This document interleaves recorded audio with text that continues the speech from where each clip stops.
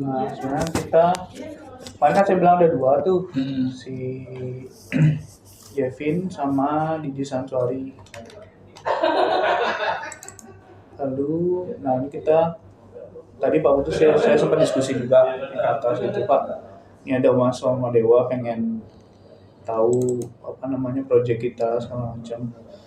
Jadi Pak Putu interest juga pengen jelasin juga gitu.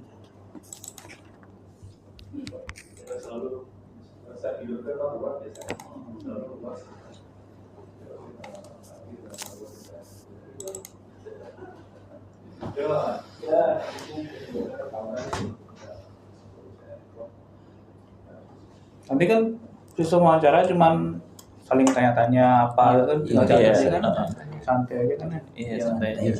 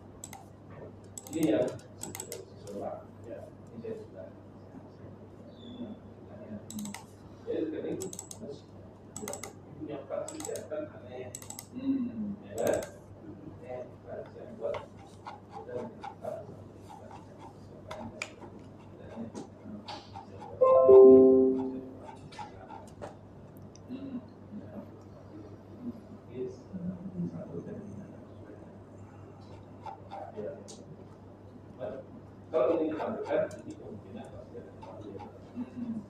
Ini ditampilkan tidak akan dipanggil. Walaupun ini tadi suatu saat, masalahnya sama. Ada ini. Kalau ini kita tunjukkan kita itu sudah belajar. Iya, salah nih. Jadi kita kemungkinan tidak ada itu. Ini Nah kebetulan yang si Jevin sama Didi Santoari itu kita ownernya sama dia gitu. Jadi yang pertama dia buat yang besar, yang Jevin, yang Didi Santoari itu yang lebih kecil, yang lebih compact. Lokasi yang di Jevin itu ada di Brawo, di apa namanya Starbucks Canggu di Brawo itu. Di belakang itu ada akses ke belakang, nah di sana lokasinya ya. Nanti kalau kita survei ke sana, untuk izinnya gimana ya? Nah biasanya kalau kayak gitu kan biasa dari kampus kan biasa buat surat di sana. Terus kalau di Jevin yang di Brawo itu harusnya ada security standby di sana. Nanti kirimnya surat, terus kita sebelumnya udah ke kantor ESA, ada wawancara segala macam. Di suratnya tuh diterangkan juga kan itu. Terus ada reference ke villa ini, atau bahkan nanti kan Pak Putu jelasin yang sudah malu nih, sudah bersama. Jadi kita udah lumayan lama sih 2010. Nah mungkin lebih besar lagi skupnya kalau ada akses, karena mungkin kurang tahu juga gitu. So, kita bisa lebih akses. Nah ini secara judul di Santuari, cuman kita di kantor nyebutnya Jevin 2 karena kan apa namanya honornya sama dia gitu. Oke, kita bisa mulai dari yang mana dulu nih? Mungkin Mau yang Jevin Villa atau Didi Santuari dulu mungkin. Bebas saja. yang bebas yang mana aja. Oh, gitu. Jevin Terus aja. kira-kira apa yang perlu diketahui kira-kira? Ini kan anggaplah kita start dari Jevin nih. Jevin Villa apa yang pengen diketahui, dicari tahu kira-kira? Mungkin dari nama proyeknya terlebih dahulu, apakah ada filosofi atau cerita di balik penamaannya atau apa? Nah sebenarnya Jevin sendiri kita sih kalau dari Esa sendiri nggak ada sampai ke filosofi nama atau apa ya. Biasanya kita kalau start project kita sebut misalnya di mana daerahnya, lebih ke daerahnya. Contoh misalnya di Nelayan, Cemagi, atau mungkin kalau memang dia berupa manajemen yang approach kita, biasanya langsung ini project apa sudah malu atau apa gitu. Langsung kita sudah malu Sanur, sudah malu Baju kayak gitu. Kalau untuk villa kecil ini di start awal kita menyebutnya itu sebenarnya Canggu Villa atau Bravo Villa gitu. Jadi belum ada penamaan secara spesifik sehingga menjadi Jevin. Justru si Jevin ini keluar dari si ownernya sendiri. Dari kalau nggak salah itu dari nama anaknya atau apa gitu. Itu yang pertama untuk nama. Gitu. Lanjutnya apa? Gimana kondisi lingkungan sekitar mempengaruhi desain? Nah, kondisi lingkungan sekitar. Nah, ini kan sebenarnya ini kebetulan analisa juga kita nggak terlalu gimana-gimana. Ada matahari dari timur ke barat segala macam. Yang harus kita tahu dari kondisi sekitar itu adalah di mana saja udah ada bangunan pertama existing. Seperti di contoh ini kan ada under construction building, ada existing di belakangnya kan gitu. Terus aksesnya di mana? Selain existing, kita harus lihat juga potensi-potensi. Ini kan potensinya sangat besar nih, dan sekarang pun juga kalau ke sana kayaknya ini udah full nih, depan belakang samping udah full semua. Itu yang harus kita lihat dalam merancang building massa ini. Nah, building massa ini kan keluar setelah kita menuangkan ide, ada plan di sana, ada layout. Keluarlah building massa ini gitu. Dari kondisi sekitar ini, dari potensi-potensi ini, mungkin nggak bisa kita bilang potensi ya. Kita lebih bilangnya ke threats itu kayak halangan atau problem yang akan terjadi, mungkin kan seperti itu. Ini contoh-contohnya nih, lagi under construction, di belakangnya nih ada villa segala macam. Nah, ini villa di belakang dia udah 2 lantai, kita di sininya. Otomatis kan ada view di sana, ada kontra view. Itu yang bisa kita lihat. Nah, ini masih kosong, tapi sekarang per tahun ini kayaknya udah full semua area ini gitu. Terus masuk ke desainnya. Tadi kan di sebelah sini ada construction, di belakang ada existing, di sini tanah kosong. Nah, kalau dari plan ini mungkin adik-adik bisa lihat, selain kita kan biasa di kampus tuh sepadan depan, samping, belakang. Ternyata itu nggak cuma omong kosong. Itu kalau kita aware dengan itu sebenarnya peraturan yang sangat baik untuk kita dalam mendesain gitu loh. Jadi selain kita, ini kan batas lahan kita nih. Nah, terlihat di sini kenapa kita kok ngambil jalan dari batas lahan kita kan gitu. Ini sebenarnya patok dari si owner ini memang di sini, cuman mungkin pada saat pembuatan jalan atau gimana mereka nggak aware dengan patok ini gitu loh. Jadi melebihi gitu. Cuman untuk secara as-built-nya, secara terbangunnya memang kita nggak sampai semaju ini. Kita mengikuti jalan, jadi ada space tanah kita yang keambil gitu. Nah, kembali tadi ke GSB, garis padan bangunan. Yang pertama di depan, secara building ini kan kita dorong nih, udah ada kolam segala macam. Jadi harusnya secara garis padan bangunan tidak ada problem di sana gitu. Itu dari depan, itu dari samping. Nah, ini samping kita buat akses samping, memang ada maid room ini kayak kamar asisten, kamar pembantu itu. Lalu di belakang tetap kita dorong. Jadi nggak semua bangunan tuh nempel ke batas lahan kita. Karena tadi itu potensi segala macam. Jadi dengan adanya green area ini kita bisa nanam pohon, nanam semacam barrier lah. Jadi view dari tetangga itu nggak sampai ke arah kita. Ini kalau secara lantai satu karena dia masih di cover dengan bangunan di atasnya maupun ada covering atap di sini, secara view kan memang belum kelihatan kenapa sih bentuknya seperti ini. Terus orientasinya kalau bisa dilihat kan ke tengah semua ini, nggak ada kita orientasi keluar gitu. Kita coba tutup semua akses yang dari samping-samping maupun ke belakang. Dalam arti tetap ada jendela, cuman tidak sebanyak itu gitu loh. Tetap kita blok. Nah ini orientasi tadi apa namanya, orientasi bangunan terhadap lingkungan sekitar. Nah bisa dilihat di lantai 2 nih. Tadi kan contoh misalnya di belakang ini kan udah 2 lantai nih. Otomatis kalau kita berdiri di level ini, kita kan udah eye to eye bahasanya, saling bertatapan gitu kalau lantai 2. Jadi yang kita lakukan apa? Nah di sini kita tidak ada buat view, maksudnya tidak ada buat bukaan yang besar segala macam, tidak ada potensi di sana karena kebetulan di sana ada tetangga. View-nya kita arahkan ke tengah sini, semua ke arah tengah sini. Jadi kita buat bukan ekosistem sih, buat space sendiri gitu loh, buat view sendiri anggapnya begitu. Jadi itu dari potensi lahan kita, jadi gininya tuh ke arah kolam renang kurang lebih. Nah ini ke arah depan ini yang kita nggak full, kalau bisa lihat nih kanan kiri ini kita ada pakai roster gitu, jadi masih menyaring karena kan ini kebetulan master bedroom juga nih. Jadi kalau dari jalan nggak langsung direct kelihatan orang tidur di atas gitu. Sama ini juga, ini cuman pencahayaan kecil, yang bagian besar tuh bagian sini semua gitu. Itu dia kondisi sekitar yang mempengaruhi bangunan tuh, itu dia ininya poinnya gitu. Terus nextnya harapan utama klien terhadap proyek ini apa pada saat itu?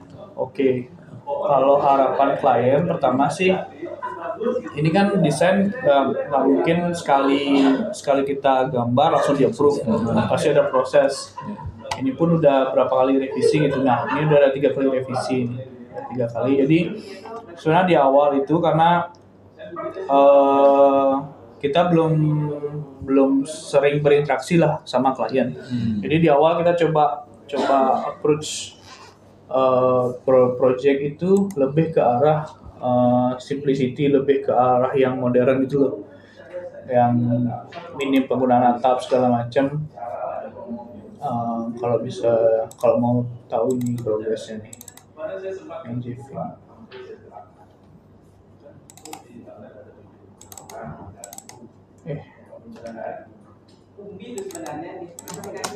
Oke, ini dia. Coba kita lihat. Nah, saya lihat boxy ini masih sama. Ini lebih kelihatan lah. Ini nih. Dari masa bangunan, dari awal kita memang sudah nggak buka potensi samping-samping, itu yang tetap kita jaga. Cuman nih dari segi denah masa bangunan kan berbeda banget kayak tadi itu. Nah ini awal yang kita approach nih. Nah terus inputnya dari klien itu, kok gini ya Pak ya. Ini kan dari Jakarta nih kliennya. Jakarta, saya udah sering kan gini di Jakarta, saya nggak pengen lagi. Saya pengennya biar kesini tuh ya memang di villa ini ngerasain lagi di Bali gitu loh, bukan lagi di Jakarta gitu. Nah ini kayak gini. Ini kan sering banget kita lihat di Instagram di mana itu pasti kan. Pertama kita coba approach kayak gitu. Cuman setelah kita diskusi segala macam, kita tahu bahwa orang Jakarta ke Bali itu ya pengen ngerasain Bali gitu di villanya, bukan ngerasain Jakarta di Bali gitu. Nah ini kan modern sekali nih. dari segi apa namanya bentuk, habis itu space yang terbangun gitu. Memang dia beratap, cuman kesan modern itu masih keras, masih kental sekali di sini. Akhirnya ada apa namanya diskusi segala macam, revisi, akhirnya terbentuklah seperti ini gitu. Jadi di extend banyak fungsi. Kebetulan ini mungkin villa pertama beliau di Bali, jadi mereka pengen yang megah, yang luas, ada family lounge, ada karaoke juga kayak gitu. Kita memang dari klien tuh katanya suka karaoke, jadi kita sediain area karaoke di bawah gitu. Nah ini dia bentukannya, sangat berbeda kan tadi dari proporsi bagian kiri ini. Habis itu kita ada building lagi di kanan sebagai balancingnya gitu. Nah itu dia, semua beratap. Di bagian sini kita ada porch, ada apa namanya beranda gitu, mereka bisa nge-gym, mereka bisa duduk itu dia.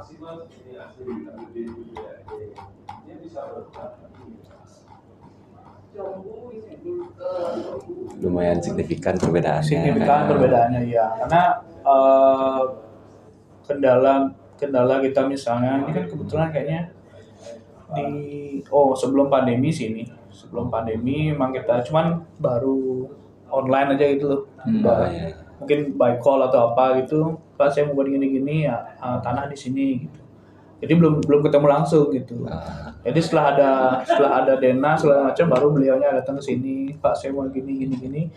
Akhirnya itu dah kita exercise lagi, terjadilah perubahan itu gitu. banyak perubahan yang di adjust. Itu dia.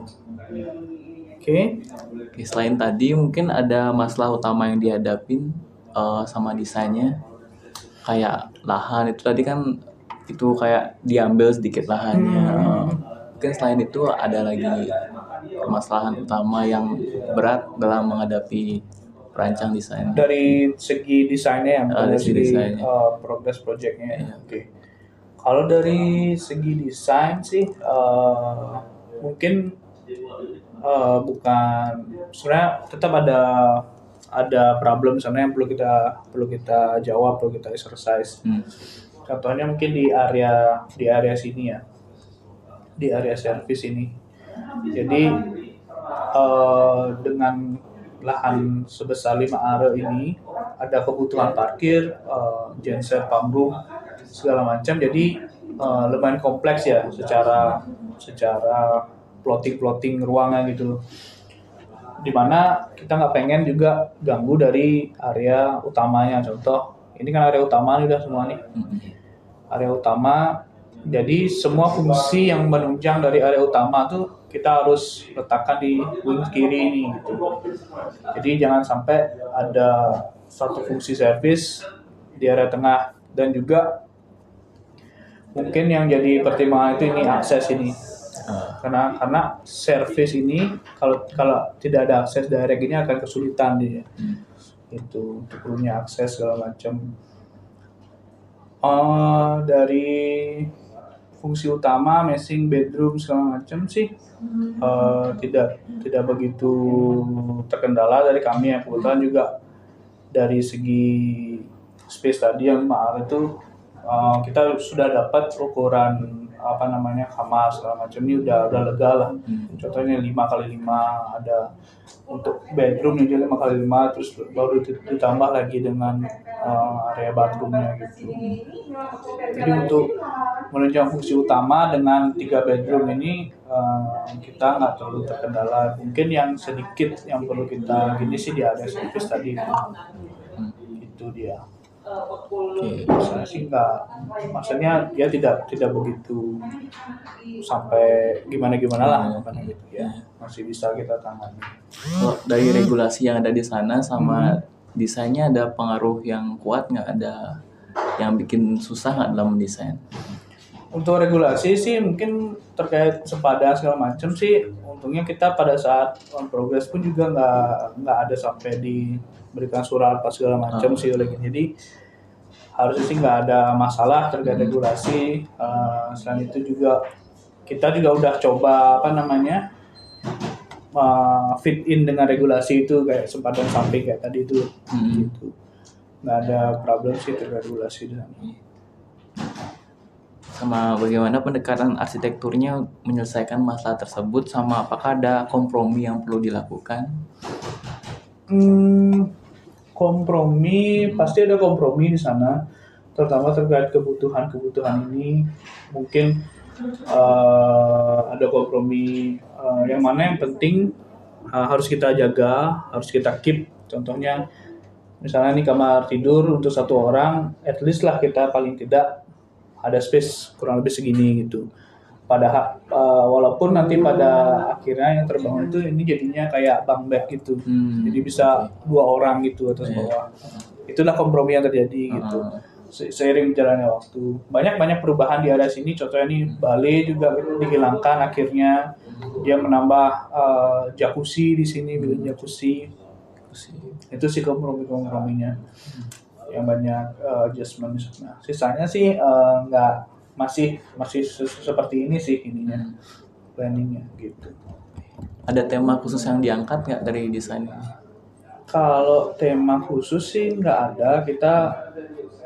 Kita ngedesain tuh berdasarkan input dari klien. Habis itu kalau kita kadang-kadang kita agak rancu juga menyebutkan tema. Misalnya contoh, bisa aja saya bilang ini tropical, modern tropical gitu. Cuma satu sisi ada yang bilang ini Balinese modern segala macam. Jadi kita nggak terlalu ribet dengan itu sih. Nanti biarin entah mungkin klien atau gimana menamakan, palingan disebutnya tropical, modern tropical gitu biasanya. Untuk tema sih nggak ada terlalu gini kita. Lebih ke feeling sama environment sama suasana ketika kita di sana, itu aja yang kita lebih gini. Tapi konsepnya terus berkembang jadinya. Terus berkembang ya. Dan pun ini juga seiring berjalan waktu ini berubah jadi satu jendela. Nanti mungkin kalau memang berkesempatan ke sini mungkin tahulah perubahan-perubahannya itu apa gitu. Banyak adjustment juga seiring berjalannya waktu. Jadi kita arsitek itu kadang ada memang berapa misalnya udah selesai nih, denah working drawing selesai, udah nggak ada ganggu gugat gitu. Cuma kita juga ada supervisi 2 minggu sekali, seminggu sekali. Jadi setiap supervisi itu kita juga tahu celah-celah kekurangan desain kita tuh di mana gitu. Kita berikan input ke klien, Bu, ini atau Pak, ini sepertinya baiknya kita ginikan. Nah, itu di sana lah ada fleksibilitas yang itu. Yeah.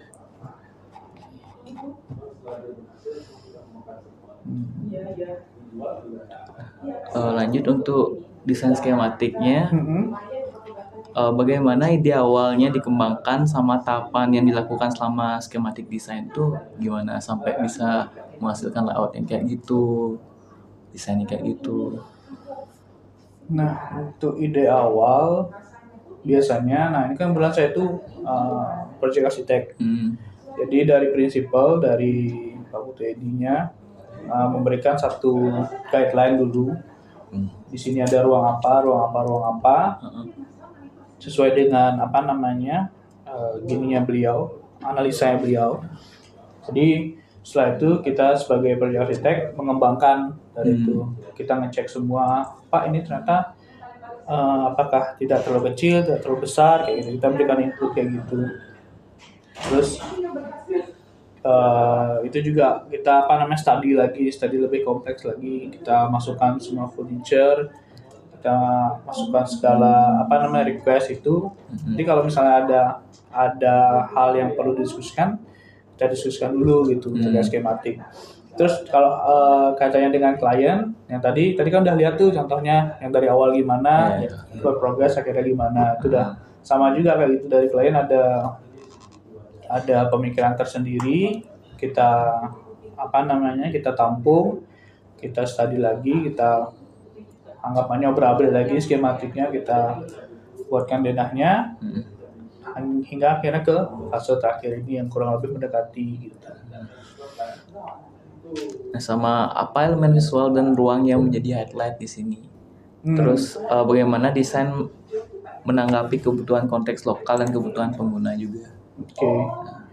Highlightnya ya tadi highlight sama Highlight kebutuhan. iya.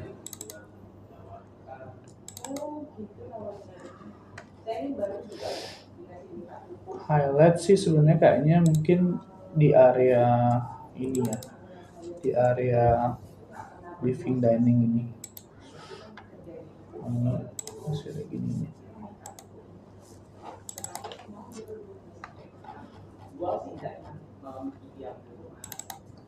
Nah ini area tengah tadi. Mana dia ini? Ini area tengah tadi nih. Karena mungkin bisa dibilang highlight karena kan ini entrance nih. Masuk langsung dihadapkan dengan bangunan ini. Nah, ini ada foto yang lebih luas ya.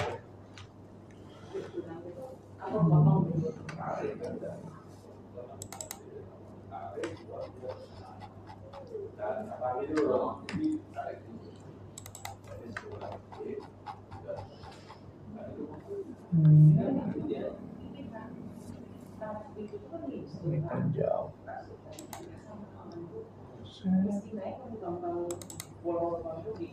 Nah ini, jadi kita baru masuk ke unit villa ini udah kelihatan ketemu material-material yang plastik. Ini kita pakai ulin, ini ulin semua, cuman dari owner tuh minta lebih dihitamkan lagi, jadi kita finishing lagi ulinnya lebih hitam. Lalu ini kita bermain material batu putih, ada LED strip, lighting gitu. Terus di sini juga atapnya expose dengan ada fan di sana segala macam. Jadi untuk first impression orang baru masuk itu kayak building ini jadi highlight, jadi lumayan menggambarkan villa secara general lah gitu. Jadi baru masuk orang udah tahu ini di Bali tropical dengan airflow yang besar, dengan buka-bukaan yang banyak gitu. Itu sih highlightnya. Sama tadi satu poinnya apa?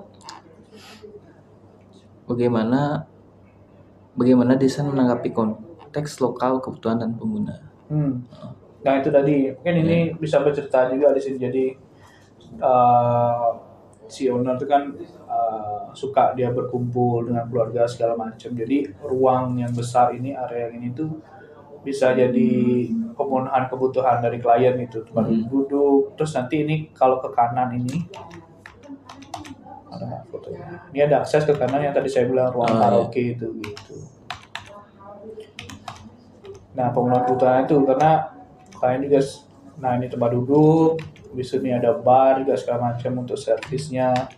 Di sini ada tempat duduk juga, jadi itu yang mungkin bisa dijadikan pemenuhan kebutuhan. Oh, ini lumayan besar area ini. Nah, dari si living itu view-nya langsung ke arah kolam gitu. Nah, ini Bali ya saya bilang tadi udah hilang Bali gitu. Cuma dikasih lonjar aja gitu.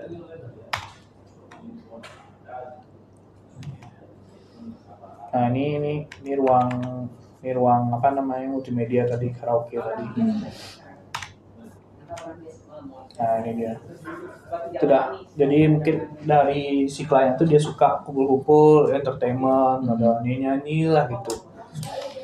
Itu dia. Kurang lebih sih itu. Mau nanya ke proses penyusunannya, gimana tim menyusun gambar kerja dan desain skematik, terus software apa aja yang dipakai di sini? Kalau dari kita sih progres itu pertama dari konsep desain skematik itu. Jadi nah ini di sini udah ada judul skematik desain yang kita perlu ya. Biasanya kalau dia proyek villa itu langsung kita kasih dia ada plan di sana dengan sequence masing-masing fungsi di sana, sama visual juga kita kasih gitu. Kebetulan nih scope-nya itu kan nggak terlalu besar juga, jadi masih bisa kita sediakan 3D semacam itu. Kalau dia plan-nya besar dan orang-orang juga kompleks, biasanya 3D ini memang dari awal ada development 3D sih juga dari skematik. Jadi di skematik itu ada plan sama 3D tadi. Kalau memang misalnya diperlukan ada section di sana mungkin kita bisa tambahkan, cuman section tidak secara komplit, jadi initial section aja untuk biar tahu gradual gitu. Terus habis dari skematik kita masuk design development. Design development itu secara denah sudah kompleks lagi, ada grid, ada ukuran, ada level. Nanti kan di sini level udah ada. Section sudah ada, gambar section sama gambar tampak sampai ke rencana lighting, electrical gitu-gitu, ke window. Nah, nanti di working drawing itu lebih ke arah architectural detail, wet area detail, lebih ke detail lagi. Jadi semakin dia mengarah ke kanan anggapannya ya, skematik, design development, working drawing, semakin mendetail ya. Jadi setiap ini itu ada detailnya lagi. Itu dia. Apa tadi pertanyaannya lagi tuh? Software yang digunakan di sini tuh pakai apa dan metodenya kayak gimana? Software sih kita masih pakai AutoCAD sama SketchUp. Terus untuk render sih kita pakai Enscape aja sih sekarang itu. Yang ringan-ringan aja karena untuk mendeliver mood sama visual yang kita pengen tuh ya cukup sih Enscape aja, nggak perlu yang berat-berat. Terus metodenya biasanya itu udah dari plan ini kan, dari plan skematik tadi langsung kita coba pop up buildingnya di 3D gitu.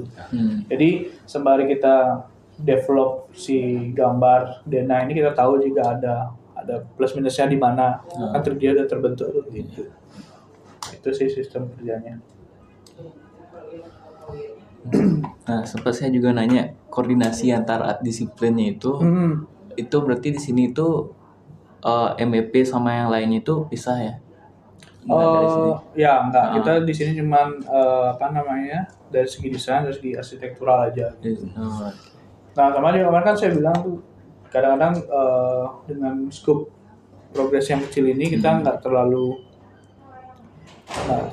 biasanya langsung diambil sama tim kontraktornya gitu. Jadi input dari MEP, dari interior kebetulan dari kita juga, dari struktur itu inputnya dari kontraktor langsung, dia punya tim langsung gitu. Nanti kita superimpose ke gambar kita. Cuman kalau dia scope-nya besar kayak hotel gitu kan di sana udah jelas ada project manager, ada kontraktor, ada engineer segala macam lah. Di sana jelas ya, yang mana harus produce gambar, yang mana harus adjust gitu. Untuk project kecil-kecil ini kadang-kadang sih jarang sih orang pakai.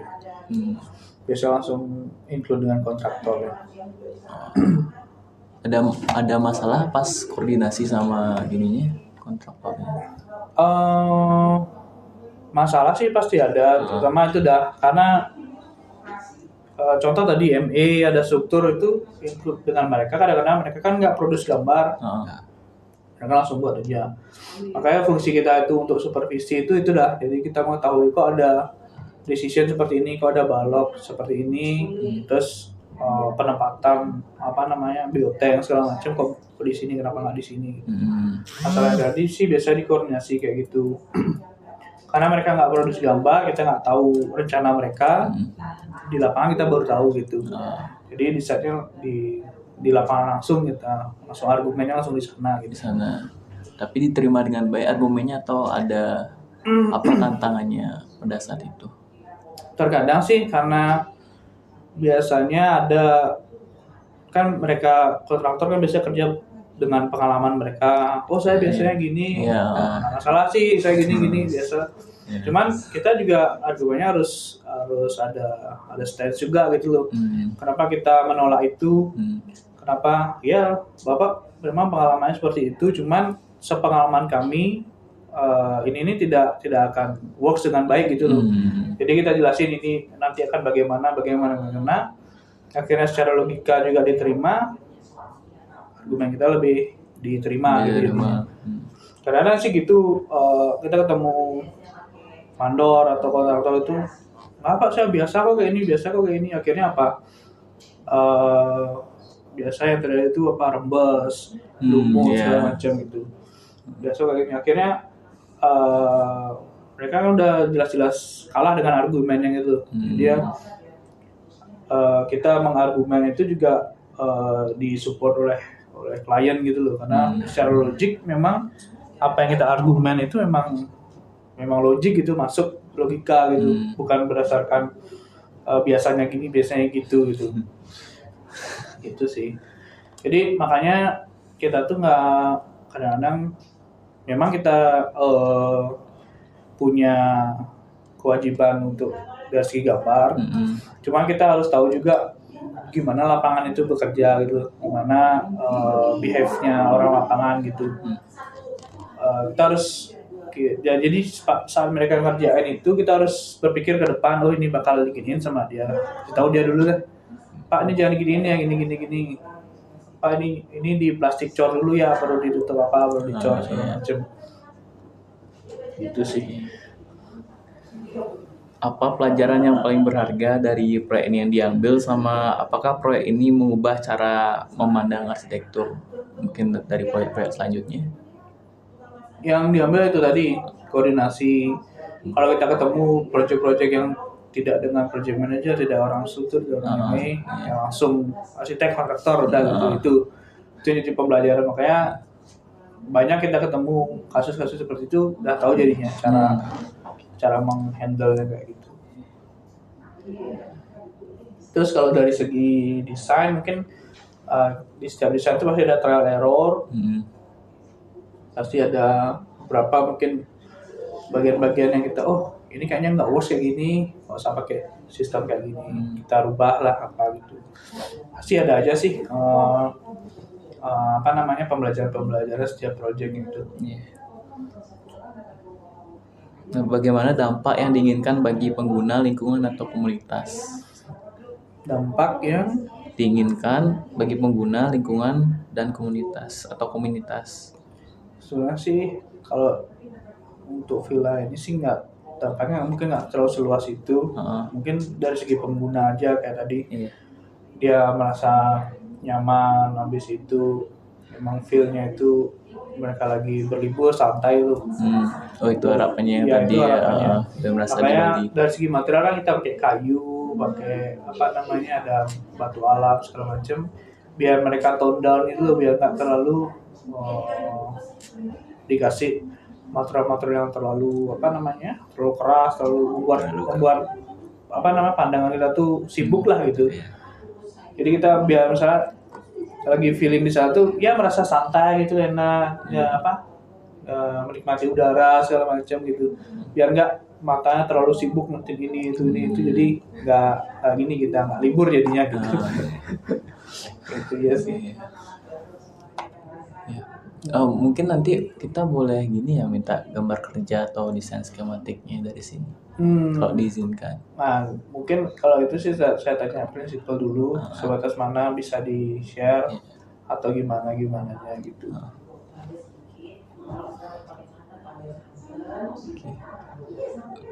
Untuk pertanyaannya itu aja sih.